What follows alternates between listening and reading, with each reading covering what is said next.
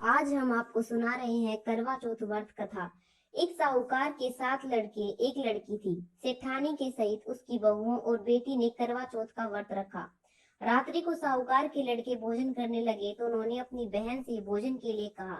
इस पर बहन ने बताया कि आज उसका व्रत है और वह खाना चंद्रमा को अर्घ देकर ही खा सकती है। सबसे छोटे भाई को अपनी बहन की हालत देखी नहीं जाती और वह दूर पेड़ पर एक दीपक जलाकर छलनी की ओट में रख देता है, जो ऐसा प्रतीत होता है कि जैसे चतुर्थी का चांद हो।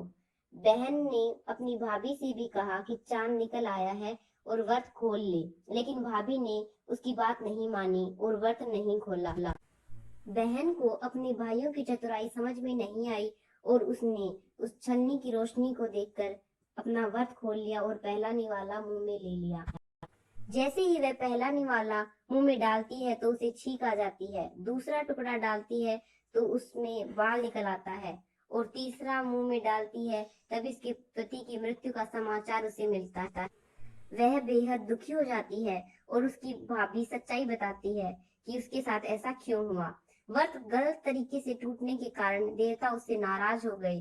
इस पर करवा निश्चय करती है कि वह अपने पति का अंतिम संस्कार नहीं करेगी और अपने पति को पुनर्जीवन दिलाकर रहेगी। वह अपने पति के शव को लेकर 1 वर्ष तक बैठी रही, उसके ऊपर उगने वाली घास को इकट्ठा करती रही, पूरे साल की चतुर्थी को व्रत किया और अगले साल कार्तिक कृष्ण चतुर्थी फिर से आने पर उसने पूरे विधि विधान से करवा चौथ का व्रत किया।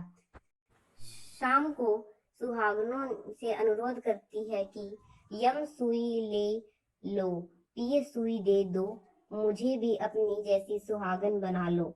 जिसके फलस्वरूप करवा माता और गणेश जी के आशीर्वाद से सभी महिलाओं को लाल जीवित हो गया।